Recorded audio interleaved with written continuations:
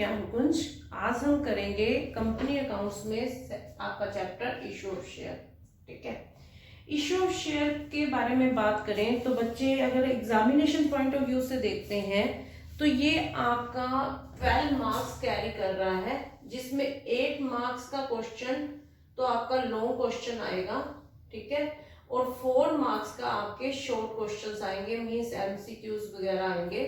ठीक है, तो ये चैप्टर अपने आप में ही बहुत इंपॉर्टेंट चैप्टर है और इस चैप्टर से रिलेटेड जो बच्चों में काफी डाउट रहते हैं, चैप्टर को लेकर काफी प्रॉब्लम्स रहती हैं, तो अगर आप इसे मेरे साथ पॉइंट टू पॉइंट इस चैप्टर को करोगे तो आपके सभी डाउट्स को क्लियर कर दिया जाएगा। ठीक है, तो आज हम स्टार्ट करते हैं इशू ऑफ शेयर।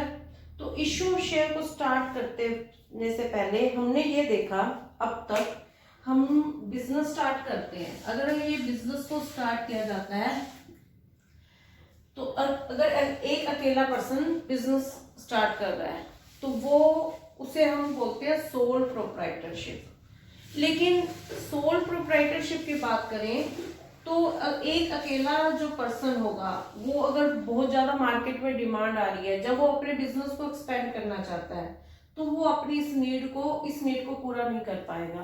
क्यों? क्योंकि सोल प्रोप्राइटरशिप की सबसे बड़ी ड्रॉबैक क्या है कि यहाँ पर क्या होता है कि इनके पास लिमिटेड रिसोर्सेज होते हैं, मींस लिमिटेड इनके पास कैपिटल होती है।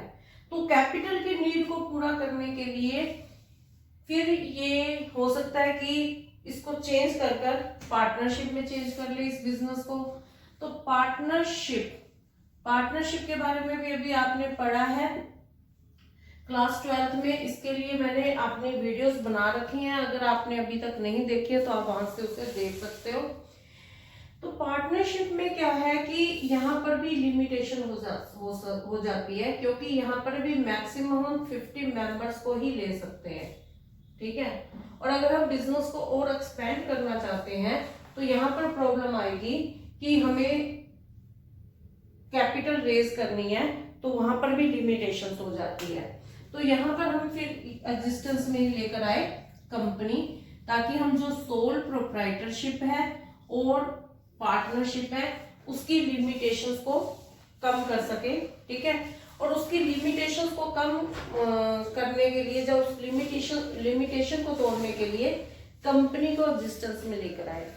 कंपनी को एग्जिस्टेंस में लाने के पीछे ये फायदा था कि कंपनी जो फंड रेज कर सकती है, वो बैंक से भी लोन ले सकती है। ठीक है, इसके अलावा वो फाइनेंशियल इंस्टीट्यूशन से भी लोन ले सकती है,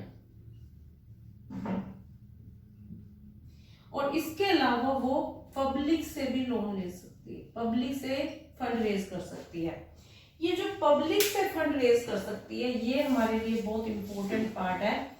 इसी को हमने इस चैप्टर में सीखना है कि पब्लिक से कैसे फंड रेज किया जाता है।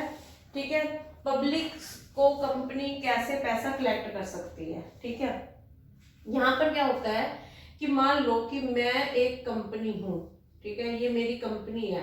ठीक है, तो मैं यहाँ पर लोगों को इनवाइट कर सकती हूँ, मीन्स ये मान लो पर्सन्स है जो, ठीक है, जनता, पब्लिक।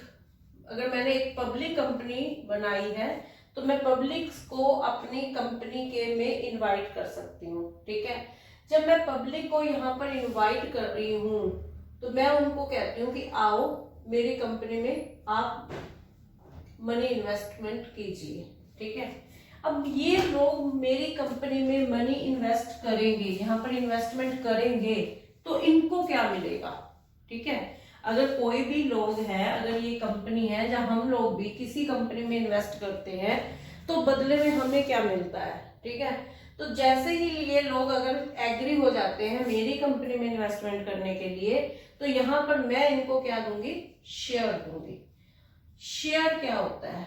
ठीक है, शेयर का मतलब क्या होता है? शेयर मीन्स इनको पार्ट ऑफ प्रॉफिट मिलेगा, और पार्ट ऑफ प्रॉफिट किसको मिलता है? जो कंपनी के ओनर होते हैं। तो यहाँ पर क्या होगा कि ये जो लोग हैं जो भी मेरी कंपनी में इन्वेस्टमेंट करेंगे वो क्या बन जाएंगे? मेरी कंपनी के ओनर बन जाएंगे। ठीक है, ये कैसे बनेंगे इसको यहाँ से देखिए आप समझो कि मान लो कि मेरी कंपनी में जो है मुझे रिक्वायरमेंट है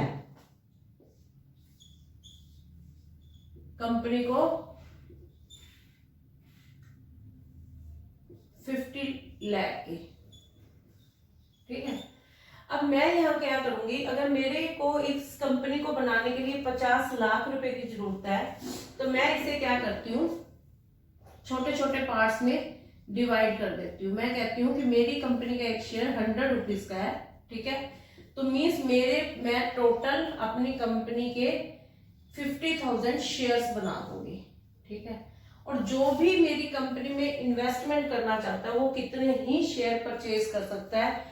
मान लो कि एक पर्सन ए है, उसने कंपनी के 1000 शेयर परचेज किए, बी ने कंपनी के 2000 शेयर परचेज किए, वटएवर अपनी नीड के अकॉर्डिंग और अपनी एबिलिटी के अकॉर्डिंग कुछ भी शेयर परचेज किए जा सकते हैं, ठीक है।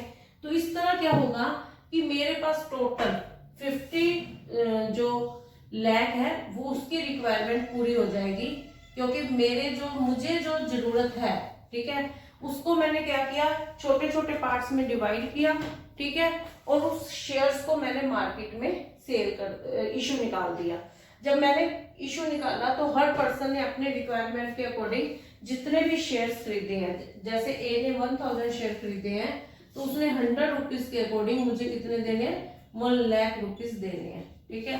तो इस तरह क्या होगा कि वो कंपनी का क्या बन जाएगा, मालिक बन जाएगा, कंपनी का ओनर बन जाएगा। कंपनी के अंदर जो भी पर्सन मनी इन्वेस्ट कर रहे हैं, ए बी सी जो भी इन्वेस्ट कर रहे हैं, वो इसको क्या बोलते हैं, कैपिटल बोलते हैं, ठीक है। और जो कंपनी है इसे क्या बोलती है, शेयर कैपिटल बोलती है, ठीक है। और बदले में ये क्या बन रहे हैं, कंपनी के ओनर बन रहे हैं, और इन्हें क्या मिल रहा है, शेयर मिल रहा है जो पार्ट ऑफ प्रॉफिट है,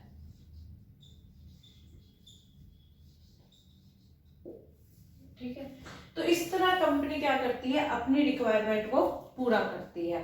अब हम आगे सीखेंगे कि ये जो कंपनी की कैपिटल होती है वो कितने टाइप की होती है, ठीक है।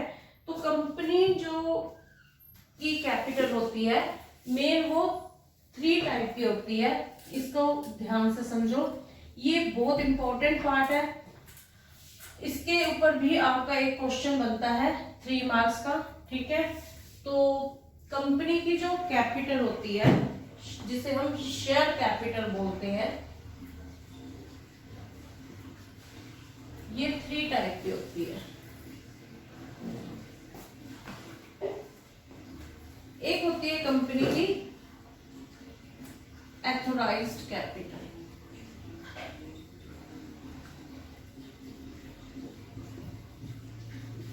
ठीक है। और एक होती है कंपनी की इशूड कैपिटल,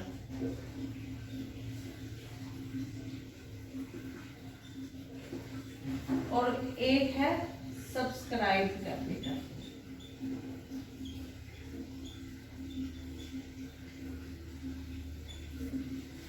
जब हम बात करते हैं ऑथराइज्ड कैपिटल की, इसे हम रजिस्टर्ड कैपिटल भी बोलते हैं। रजिस्टर्ड कैपिटल का मतलब होता है कि कंपनी के MOA में जितनी कैपिटल कंपनी ने खुद को रजिस्टर कराया है, इसका मतलब क्या होता है कि कंपनी लाइफ टाइम में अपने पूरे लाइफ टाइम में उससे ज्यादा शेयर इशू नहीं कर पाएगी, ठीक है। मान लो कि कंपनी ने 50 लाख से खुद को रजिस्टर कराया है, तो कंपनी अपने होल लाइफ ईयर में 50 लाख से ज्यादा शेयर इशू पब्लिक में नहीं कर पाएगी इशू, ठीक है। तो उसे हम बोलते हैं ऑथराइज्ड कैपिटल। इशूड कैपिटल की बात करें तो कंपनी अपनी रिक्वायरमेंट के अकॉर्डिंग कैपिटल को पब्लिक में इशू करती है। जरूरी नहीं होता कि कंपनी 50 लाख से रजिस्टर्ड है तो 50 लाख के शेयर ही एक ही बार में इशू निकाल दे। कंपनी अपनी रिक्वायरमेंट के अकॉर्डिंग जरूरत के अकॉर्डिंग उसको क्या करते रहती है, इशूड कैपिटल करती रहती है। जैसे मान लो कि कंपनी ने इसमें से 10 लाख के शेयर इशू किए हैं, ठीक है, तो वो कंपनी की क्या हो जाएगी, इशूड कैपिटल हो जाएगी। ठीक है, तो इशूड कैपिटल में कंपनी की आ जाएगी 10 लाख की कैपिटल, और कंपनी का मान लो एक जो शेयर है वो 100 रुपीज का है, तो कंपनी क्या करेगी, 10 लाख की कैपिटल को फंड को रेज करने के लिए टोटल 10,000 शेयर्स को इशू निकाल देगी। ठीक है, उसके बाद आ जाती है सब्सक्राइब्ड कैपिटल। अच्छा, ये जरूरी नहीं होता कि जो जितना कंपनी ने इशू निकाला है पब्लिक उतने के उतने शेयर्स को ही सब्सक्राइब कर ले। कंपनी हो सकता है उससे कम सब्सक्राइब करे, हो सकता है कंपनी उससे पब्लिक उससे ज्यादा सब्सक्राइब करे, जब पब्लिक उससे कम भी सब्सक्राइब करे। ठीक है, तो मीन्स पब्लिक जो शेयर लेती है, जो इशू किए कंपनी ने, उसमें से जितने शेयर पब्लिक ने लिए हैं उसे क्या बोलते हैं, सब्सक्राइब्ड कैपिटल बोलते हैं। जो ये सब्सक्राइब्ड कैपिटल होती है ये आगे दो पार्ट में होती है। एक तो है फुल्ली पेड,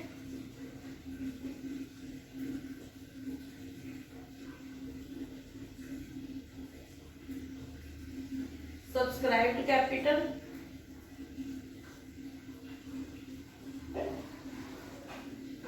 और एक होता है नॉट फुल्ली पेड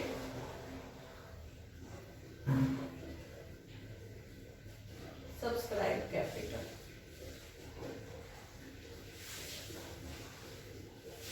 जो फुल्ली पेड सब्सक्राइब्ड कैपिटल होती है उसमें क्या होता है कि कंपनी के, मान लो कि कंपनी ने 10 लाख के शेयर इशू किए थे और पब्लिक ने उसमें से 7 लाख के शेयर्स ही सब्सक्राइब किए। ठीक है, तो वो क्या हो जाएगी, सब्सक्राइब कैपिटल हो जाएगी। अब सब्सक्राइब कैपिटल में जितने भी कंपनी का अगर 100 रुपीज का शेयर है, तो अगर पब्लिक ने सभी के सभी मनी दे दिया है तो उसे हम क्या बोलते हैं, फुल्ली पेड सब्सक्राइब कैपिटल। अब इस टॉपिक को समझने के लिए देखो बच्चे, इससे ध्यान से समझिए कि ये क्या चीज होती है। देखो, कंपनी कभी भी जो 100 रुपए का अगर उसका शेयर है तो कंपनी कभी भी 100 रुपीज एक साथ नहीं मंगवाती, मंगवा सकती है, लेकिन जरूरी नहीं होता कि कंपनी 100 रुपीज इकट्ठे ही मंगवा ले। कंपनी अपनी रिक्वायरमेंट के अकॉर्डिंग मनी को मंगवाती है। जैसे मान लो कि एक कंपनी का जो शेयर है वो 100 रुपीज का है, तो कंपनी क्या करेगी, इस 100 रुपीज में से पहले क्या मंगवा रही है, 30 रुपीज। ठीक है, फिर मंगवा रही है 20, फिर मंगवा रही है 30, और फिर मंगवा रही है 20। ठीक है, तो ये जो फर्स्ट उसने 30 रुपीज मंगवाए हैं, ये मंगवाते, इसको बोला जाता है एप्लीकेशन मनी।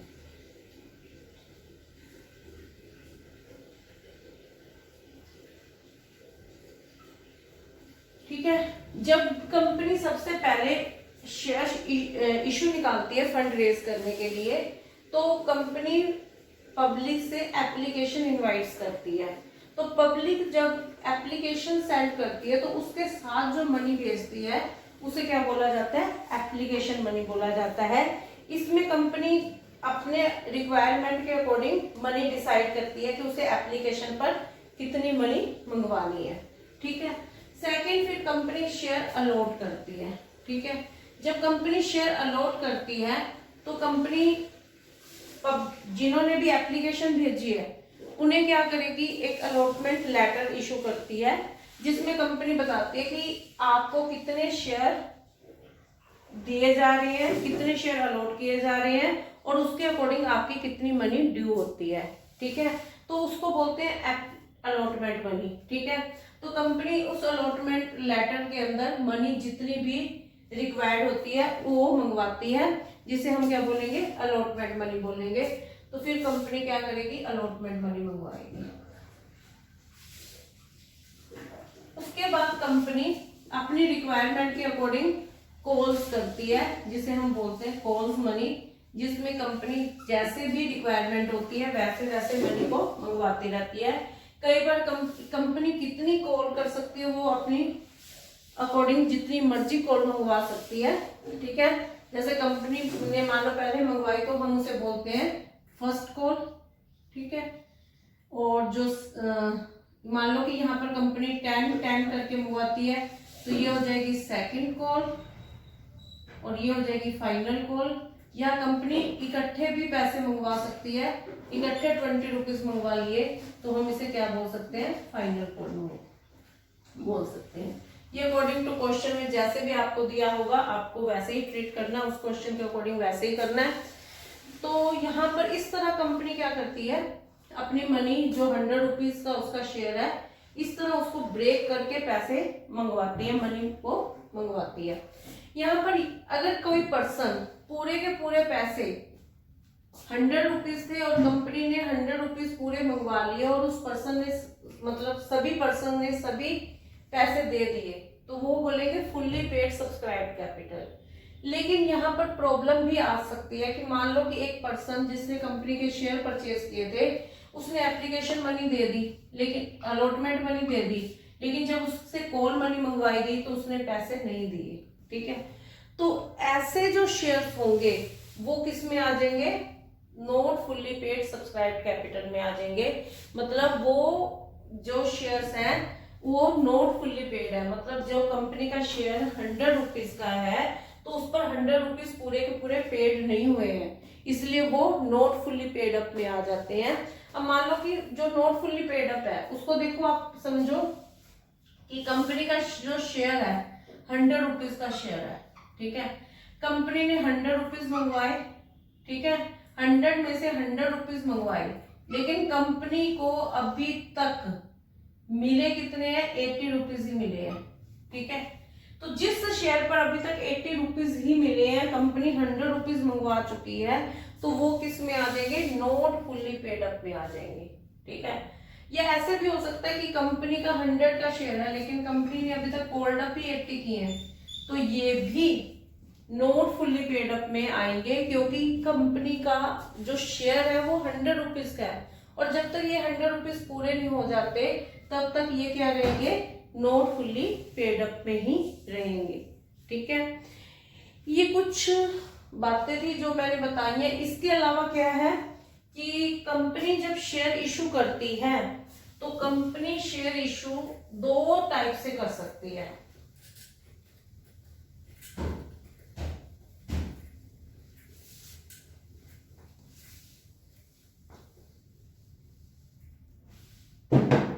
कंपनी जब भी शेयर इशू करती है तो कंपनी शेयर इशू 2 वे में कर सकती है।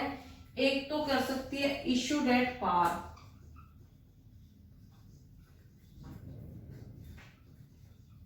और एक कर सकती है इशूड एट प्रीमियम।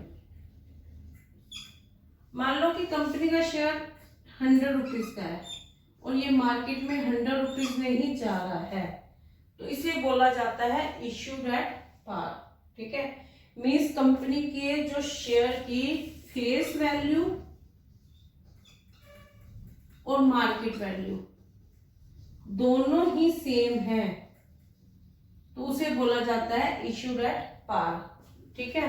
लेकिन अगर कंपनी का जो शेयर है मार्केट में बहुत अच्छी वैल्यू पर जा रहा है, जैसे 100 का शेयर है वो 120 में जा रहा है, तो उसे बोला जाता है इशूड एट प्रीमियम। क्योंकि कंपनी क्या करती है, कंपनी शेयर में भी प्रॉफिट में भी शेयर दे रही है, तो कंपनी अपने शेयर्स को मान लो कि उसका जो फेस वैल्यू है उससे ज्यादा वैल्यू पर मार्केट में सेल कर रही है। ऐसा वो कंपनीज करती हैं जिनकी रेपुटेशन मार्केट में बहुत ज्यादा अच्छी होती है, ठीक है। तो उसे बोलते हैं इशूड एट प्रीमियम पर, कि कंपनी की जो शेयर की फेस वैल्यू है उससे मार्केट वैल्यू क्या है, ज्यादा है, ठीक है। तो मार्केट वैल्यू ज्यादा है, फेस वैल्यू कम होगी, तो उसको हम बोलते हैं इशूड एट प्रीमियम। पहले जो कंपनी है वो इशूड एट डिस्काउंट भी कर सकती थी, लेकिन अब ये डिस्काउंट वाला फंडा खत्म हो चुका है जब से कंपनी का 2013 एक्ट आया है। अब कंपनी का जो भी प्रोविजंस है वो 2013 के अकॉर्डिंग बन रहे हैं, तो उसमें कंपनी अब डिस्काउंट पर शेयर इशू नहीं कर सकती है। ये चैप्टर को शुरू करने से पहले मैंने आपको कुछ बेसिक बताए हैं, ठीक है, जो जरूरी थे कि कंपनी का ये जो प्रोसीजर है शेयर इशू करने का वो चलता कैसे है। ठीक है, मैं नेक्स्ट वीडियो में आपको इसके प्रैक्टिकल समझाऊंगी कि इसकी जो अकाउंटिंग ट्रीटमेंट करनी है शेयर इशू करने की वो कैसे की जाती है। होप आपको ये अच्छे से समझ आ गया होगा। अगर कोई प्रॉब्लम्स आती हैं तो आप मुझे कमेंट सेक्शंस में पूछ सकते हो, मुझे कॉल कर फोन पर पूछ सकते हो, व्हाट्सएप पर पूछ सकते हो। आपकी जो भी प्रॉब्लम्स है वो सॉल्व कर दी जाएंगी। बस आप इस चैप्टर को पॉइंट टू पॉइंट मेरे साथ कीजिए, आपके सभी डाउट्स क्लियर हो जाएंगे। Thank you for watching. Okay.